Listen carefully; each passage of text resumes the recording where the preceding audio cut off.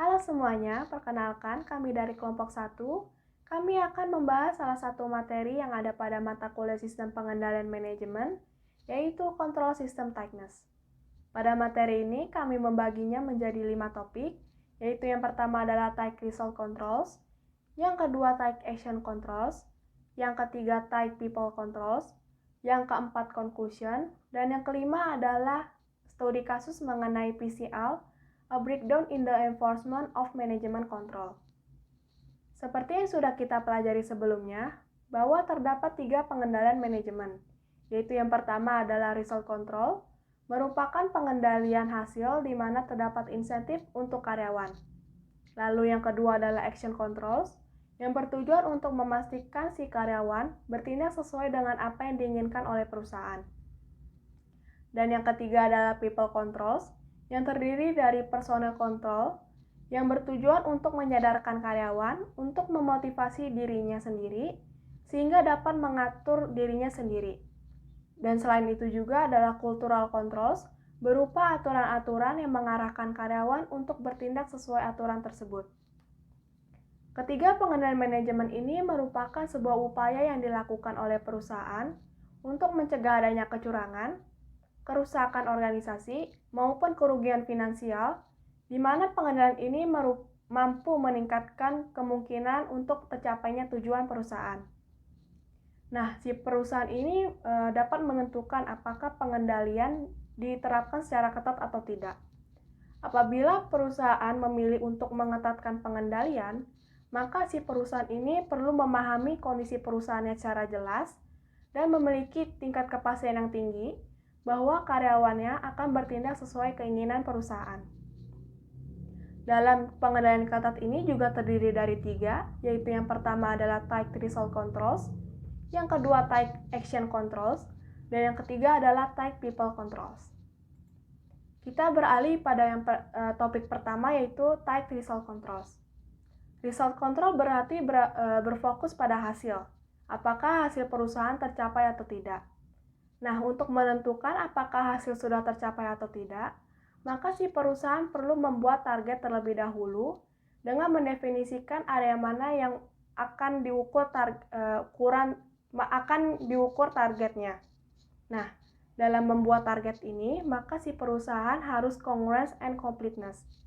Si target harus selaras dengan tujuan perusahaan dan dijelaskan sedetail mungkin.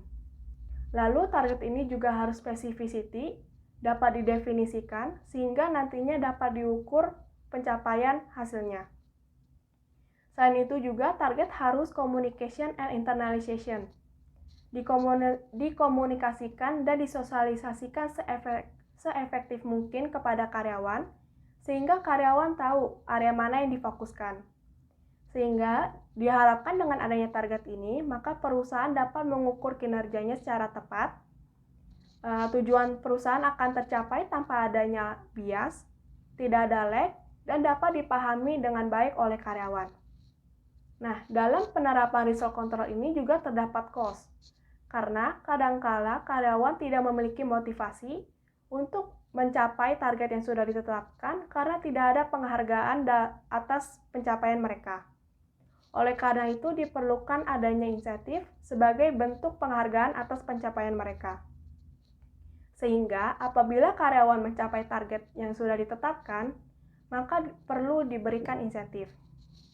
Dalam pemberian insentif ini, perusahaan perlu ukuran yang jelas. Oleh karena itu, dengan adanya ukuran kinerja yang tadi, dapat dijadikan sebagai dasar ukuran, sehingga terjadi fairness dalam pemberian insentif. Lalu yang kedua adalah Tight Action Controls.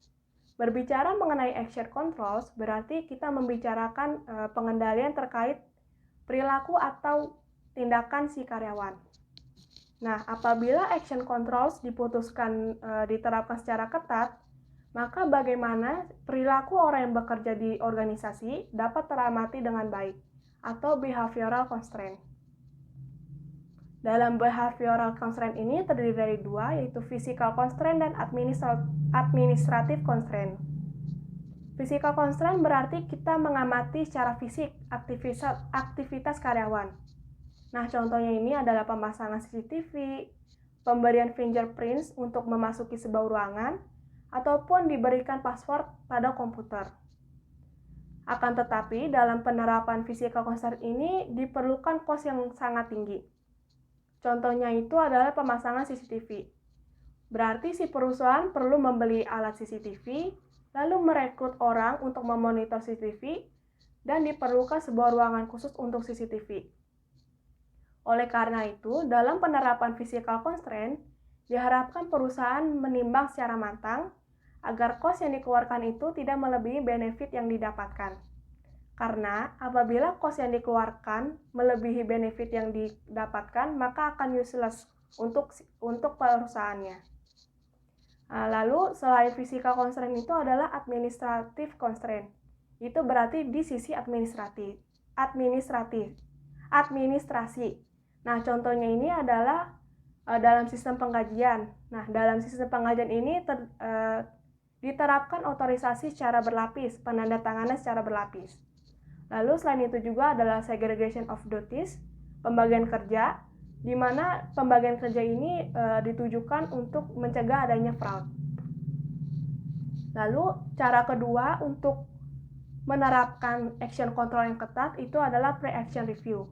Ini terkait mengenai diperiksa secara mendetail sebelum kebijakan, aturan, maupun event dijalankan.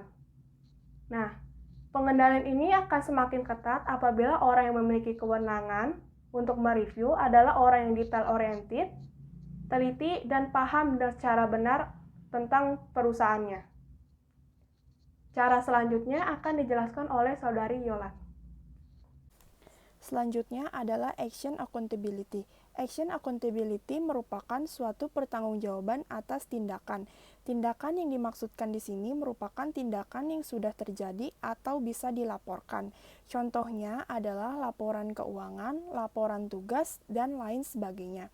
Action accountability dapat berjalan dengan baik apabila memiliki karakteristik definisi yang diinginkan. Yang kedua, adanya pengukuran kinerja yang efektif, dan yang ketiga, adanya penguatan aksi. Nah, yang pertama, karakteristik definisi tindakan yang diinginkan. Jadi, orang yang bekerja di dalam perusahaan atau karyawan itu, dia tahu mana hal yang boleh dikerjakan dan yang tidak boleh dikerjakan. Nah, yang kedua, adanya pengukuran kinerja yang efektif. Maksudnya itu, karyawan itu kan sudah melakukan tindakan yang sudah dilakukan di perusahaan. Nah, karyawan itu kayak ingin tindakannya itu dilihat gitu, kayak diperhatikan, sehingga pekerjaan mereka tuh kayak lebih efektif gitu. Nah, yang ketiga, adanya penguatan aksi. Penguatan aksi ini artinya adanya penekanan untuk memberikan motivasi kepada si pekerja atau karyawan agar pekerja atau karyawannya tersebut bisa dapat reward, bonus, dan lain sebagainya. Contoh dari action accountability pada saat ini adalah munculnya kebijakan baru yang dimana mayoritas perusahaan melakukan work from home pada masa pandemi COVID-19 ini, yaitu dengan mempekerjakan karyawan dari rumah gitu. Nah, jelas bisa membuat perusahaan itu tetap melakukan pengendalian kontrol yang ketat dengan cara perusahaan tetap melakukan presensi, misalnya presensi by online, jadi perusahaan tahu karyawannya aktif, terus juga yang kedua, karyawan juga harus bekerja sama dengan melakukan SOP yang sudah ditetapkan. SOP yang ditetapkan itu seperti apa contohnya? Contohnya adalah tetap memakai pakaian yang formal pada saat melakukan pekerjaannya, terus kalau misalnya meeting juga harus tetap menggunakan baju yang formal, jadi nggak kayak selayaknya kita lagi di rumah gitu. Nah, dari tindakan yang sudah dilakukan oleh perusahaan dengan menetapkan work from home, nah kita lihat apakah dengan melakukan kebijakan itu efektif atau enggak bagi perusahaan, dan apakah karyawan itu bisa melakukannya sesuai dengan harapan perusahaan atau enggak. Dari situ kita bisa mengukur kinerja perusahaan. Lalu perusahaan juga memberikan penguatan aksi dengan memberikan bonus atau reward dan memberikan hukuman atau ganjaran. Jadi maksudnya tuh kayak gini, kayak misalnya nih pekerjaan dia, tingkat kinerja dia itu udah bagus, nah maka perusahaan akan memberikan bonus lebih karena dia bekerja lebih giat di rumah. Terus kalau misalnya ganjaran atau hukuman itu kayak misalnya karyawan nggak sesuai sama SOP yang sudah ditetapkan oleh perusahaan atau melawan aturan-aturan yang sudah ditetapkan oleh perusahaan. Selanjutnya termasuk ke dalam type people control atau personal atau cultural control. Nah, personal control merupakan pengendalian personel yang dapat membangun kecenderungan alami karyawan untuk mengendalikan atau memotivasi dirinya sendiri. Nah, pengendalian personel ini memiliki tujuan. Tujuan yang pertama adalah untuk memastikan atau memberikan klarifikasi harapan perusahaan ke depannya atau di masa yang akan datang. Yang kedua, memastikan bahwa setiap karyawan mampu melakukan pekerjaannya dengan baik atau sesuai dengan SOP yang sudah diberikan oleh perusahaan. Yang ketiga adalah dengan meningkatkan kemungkinan bahwa setiap karyawan akan terlibat dalam self-monitoring. Nah, personal control ini dapat dilakukan dengan 3 cara. Yang pertama itu adanya seleksi dan penempatan, yang kedua adanya pelatihan, dan yang ketiga adanya desain pekerjaan atau researching. Nah, yang pertama, seleksi dan penempatan. Seleksi dan penempatan itu merupakan hal yang sangat penting. Kenapa sih? Kenapa sangat penting? Karena orang yang bekerja di perusahaan itu pasti sebelum masuk ke perusahaan itu pasti akan diseleksi dulu. Apakah orang ini itu sesuai dengan karakter perusahaan? Apakah kompetensi yang dimilikinya itu sesuai dengan bidang yang ingin ditempatinya dan sebagainya. Nah, dari hasil kompetensi yang ada itu akan ditempatkan di tempat yang sesuai dengan sumber daya yang dia miliki. Maka dari itu proses seleksi dan penempatan ini tidak dianggap gampang atau dia itu harus dilakukan gitu di dalam perusahaan agar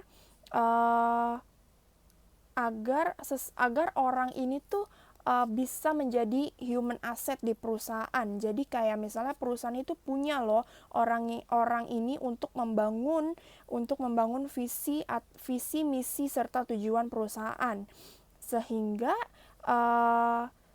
orang ini tuh atau karyawan ini tuh bisa memberikan fungsi yang diharapkan serta memiliki karakter yang sejalan dengan tujuan organisasi, sehingga semakin lama akan menjadi human asset bagi perusahaan.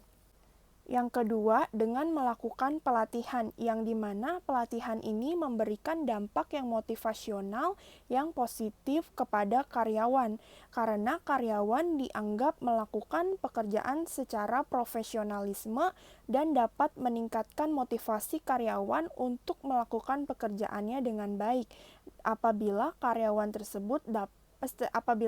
tersebut memahami pekerjaannya dengan benar. Yang ketiga, adanya desain pekerjaan, yang dimana cara ini merupakan cara lain untuk membantu karyawan bertindak tepat, adalah dengan memastikan bahwa pekerjaannya dirancang untuk meyakini karyawan yang termotivasi dan berkualitas untuk meraih kesuksesan serta mendapatkan keuntungan sebesar-besarnya. Yang ketiga adalah desain pekerjaan, yaitu cara lain untuk membantu karyawan untuk bertindak tepat adalah dengan memastikan bahwa pekerjaannya itu dirancang untuk memungkinkan karyawan yang termotivasi dan berkualitas untuk meraih sebuah kesuksesan. Lalu, dari adanya pengendalian budaya ini yang didesain untuk pemantauan bersama, serta merupakan suatu tekanan kuat dari suatu kelompok terhadap individu yang menyimpang dari norma atau nilai kelompok. Nah, dalam organisasi amal dan sukarela, kontrol personel biasanya memberikan kontrol yang signifikan karena sebagian besar relawan itu merupakan memiliki rasa kepuasan yang baik. Nah, dan hal ini akan memotivasi karyawan untuk melakukan pekerjaannya dengan baik pula. Lalu, dalam perusahaan yang kecil atau perusahaan keluarga, kontrol personel dan kultural itu lebih efektif karena adanya kepentingan dari organisasi ini tuh udah sejalan gitu. Jadi dalam pengambilan keputusannya itu lebih cepat dan laba yang akan dihasilkan juga akan semakin banyak. Nah, dari budaya perusahaan dapat dibentuk dengan banyak cara, diantaranya adanya kode etik, penghargaan kelompok, transfer antar perusahaan, pengaturan fisik dan sosial, serta adanya tune at the top. Nah, kode etik. Kode etik ini didesain untuk membantu karyawan dalam memahami perilaku apa yang diharapkan oleh perusahaan. Nah, kode etik yang lebih besar itu didasarkan pada prinsip yang dibandingkan, hanya didasarkan pada peraturan yang ada.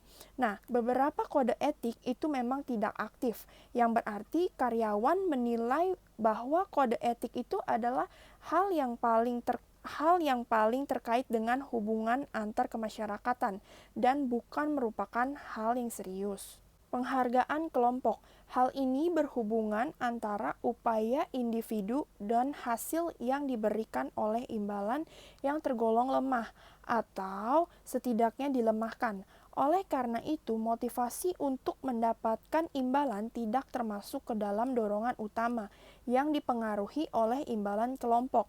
Contohnya, berupa penghargaan kelompok adalah seperti bonus, pembagian laba, atau pembagian keuntungan.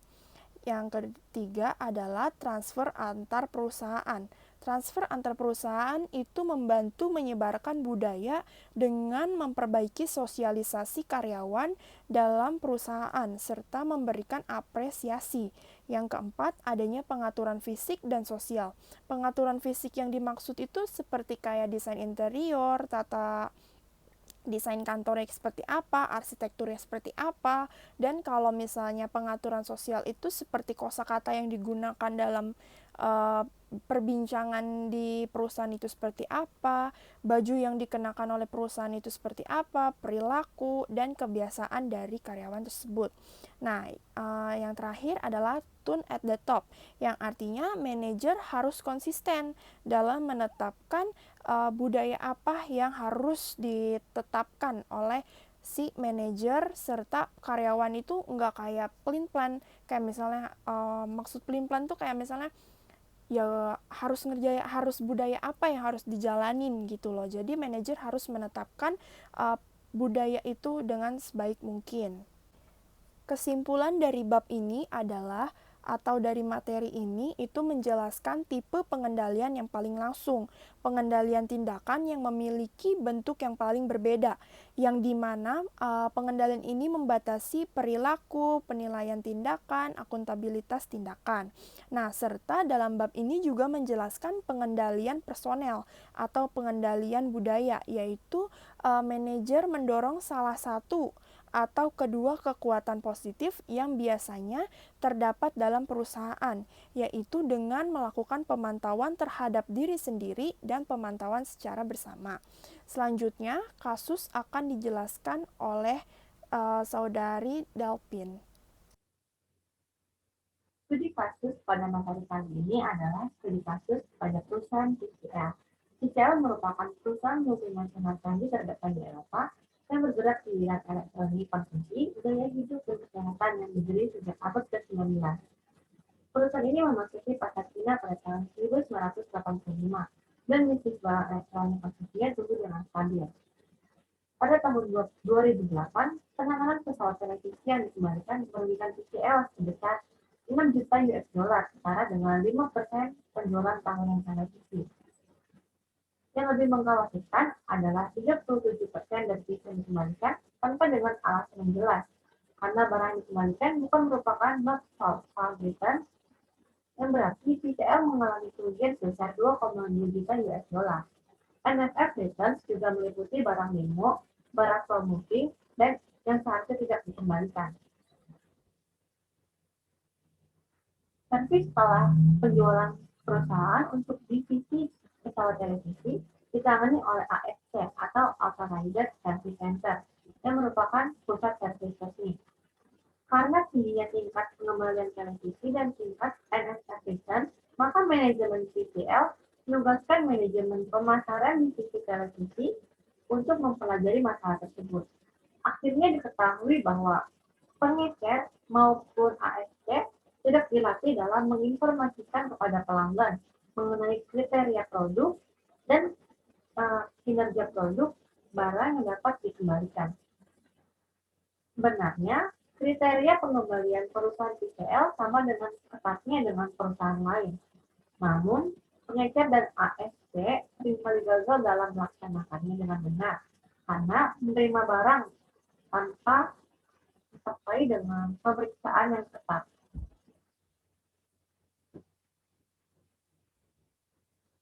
Tim servis setelah penjualan PCL bertanggung jawab untuk mengawasi ASC tidak melapor langsung kepada bagian divisi pesawat televisi, tetapi langsung melapor kepada manajemen umum perusahaan.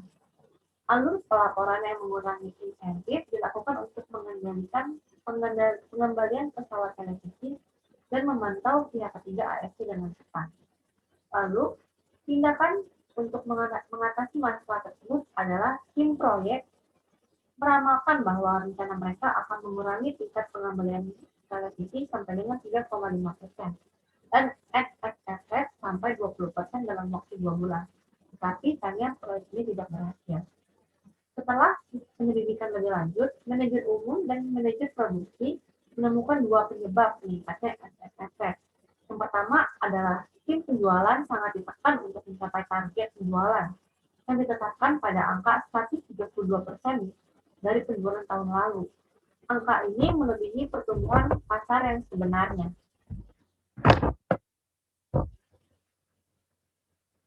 Untuk mengatasi masalah tersebut, maka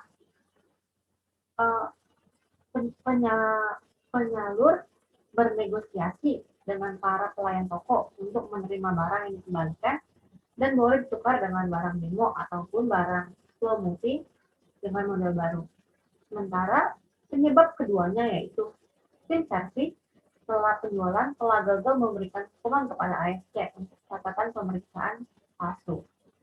Tidak puas dengan hasilnya, maka manajer umum PCL Consumer Electronics menugaskan direktur servis yang melapor langsung padanya untuk memimpin satuan tugas. Direktur servis membuat tim lintas fungsional yang baru dengan tiap anggotanya bertanggung jawab untuk satu arah tertentu untuk memperbaiki tingkat pengembalian dan NFF return rate. Setelah 6 bulan, NFF return rate berkurang sampai 12%, melebihi targetnya yang sebesar 20%. Dan tingkat pengembalian dan penukaran barang turun sampai 3,3%, melebihi targetnya yang sebesar 3,5%.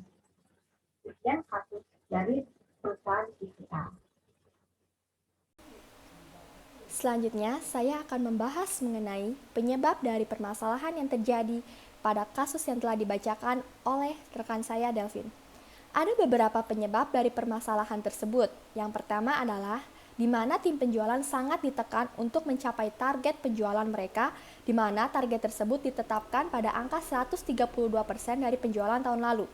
Jadi, pada penyebab kali ini dapat dikatakan bahwa perusahaan terlalu memaksakan karyawan untuk mencapai keinginan perusahaan dengan adanya target yang harus dicapai. Penyebab selanjutnya adalah supplier atau ASC tidak dilatih dalam berkomunikasi baik dengan pelanggan terkait kinerja barang dan juga terkait kriteria barang yang dapat dikembalikan, lalu mereka tidak melakukan pemeriksaan kembali atas barang yang dikembalikan tersebut. Pada penyebab ini, perusahaan tidak menjalankan take action control dengan baik karena action accountability yang terdapat pada take action tidak berjalan dengan baik karena tidak adanya pelatihan kerja karyawan sebelum bekerja. Lalu, penyebab selanjutnya adalah pada tim servis, setelah melakukan penjualan, mereka gagal memberikan hukuman terhadap ASC atas catatan pemeriksaan palsu. Pada penyebab ini, bermasalahkan pada perusahaan tidak menjalankan action accountability dengan baik dapat dilihat dengan tidak memberikan hukuman atas kesalahan atau kelalaian yang telah dilakukan oleh karyawan lain. Selanjutnya, penyebab terakhir dari permasalahan ini adalah tim servis yang memiliki tanggung jawab dalam mengawasi ASC dengan tidak melaporkan langsung ke bagian divisi televisi atas permasalahan ASC tetapi malah langsung melaporkan ke manajer perusahaan umum. Pada penyebab ini, dikarenakan perusahaan tidak menjalankan action accountability dengan baik karena dapat dilihat dengan pemisahan tugas yang tidak baik pada perusahaan sehingga menyebabkan miskomunikasi atau penyebab permasalahan. Selanjutnya, setelah membahas penyebab dari permasalahan, maka saya akan membahas dampak yang terjadi karena permasalahan tersebut. Dampak yang paling terlihat adalah karena banyaknya pengembalian pesawat televisi yang mencapai 5% dari penjualan televisi tahunan, maka karena hal ini perusahaan PCL merugi sekitar 6 juta US dollar. Sekian pembahasan saya mengenai penyebab dari permasalahan dan dampak dari masalah kasus PCL. Maka selanjutnya akan membahas solusi perusahaan yang akan dibahas oleh rekan saya Talita. Selanjutnya, saya akan menjelaskan mengenai solusi ataupun upaya yang telah dilakukan perusahaan untuk menyelesaikan masalah ini. Dimulai dari poin pertama, di mana penyalur melakukan negosiasi dengan para pelayan toko untuk menerima barang yang dikembalikan dan boleh ditukar dengan barang demo ataupun barang slow moving dengan model yang baru. Selanjutnya, poin kedua, manajer umum PCL menugaskan direktur servis untuk memimpin tim satuan tugas yang kemudian direktur servis membentuk tim lintas fungsional di mana tim ini beranggotakan 5 orang dimulai dari direktur servis, manajer servis, kepala petugas keuangan, pengendali keuangan servis dan juga manajer produk televisi yang masing-masing memiliki tanggung jawab dengan satu arah tertentu. Dan yang poin ketiga adalah di mana tim memiliki 3 target khusus yang harus dicapai, yaitu yang pertama adalah NFF return rate dikurangi dari 40% menjadi 20% dan tingkat pengembalian dan penukaran barang yang tadinya 4% menjadi 3,5% dan target yang harus dicapai yang terakhir adalah dalam waktu 6 bulan harus adanya tingkat penghematan total sebesar 1,13 juta US dollar. Dan selanjutnya poin yang keempat yaitu direktur servis mengajukan dana sebesar 4.500 US dollar yang dana ini akan digunakan sebagai bonus dalam bentuk kegiatan rekreasi atau pelatihan pembentukan tim yang akan diberikan kepada karyawan yang telah mencapai targetnya. Dan pada poin yang kelima selanjutnya adalah adanya tim analisis dan tindakan yang dirancang untuk memperbaiki situasi yang ada, yaitu yang pertama adalah akan adanya rotasi manajer penjualan regional dan para pelayan toko secara geografis yang tujuannya untuk mencegah tim terlalu ramah kepada para penyalur. Dan yang selanjutnya memastikan bahwa model yang telah ditiadakan selama lebih dari 6 bulan maka pengembalian akan ditolak. Dan yang ketiga yaitu menetapkan kriteria yang jelas dan logis untuk memeriksa dan menerima barang yang dikembalikan. Dan yang terakhir yaitu memberikan pelatihan kepada karyawan mengenai proses dan kriteria pengembalian. Lalu selanjutnya pada poin yang keenam yaitu manajer servis regional dan insinyur PCL akan mengunjungi 10 ASC yang kunjungan ini ditujukan adalah untuk bertanggung jawab atas 40% pengembalian dan pelatihan karyawan. Lalu poin yang ke-7 di mana manajer operasi penjualan televisi melakukan kerjasama dengan direktur penjualan televisi untuk melakukan perencanaan rotasi secara mendetail. Dan poin yang terakhir yang dilakukan oleh perusahaan untuk menyelesaikan masalah adalah tim proyek melakukan penilaian kepada para karyawan yang telah melakukan perbaikan yang dilakukan selama setiap 2 minggu sekali. Sekian presentasi dari kami, saya ucapkan terima kasih.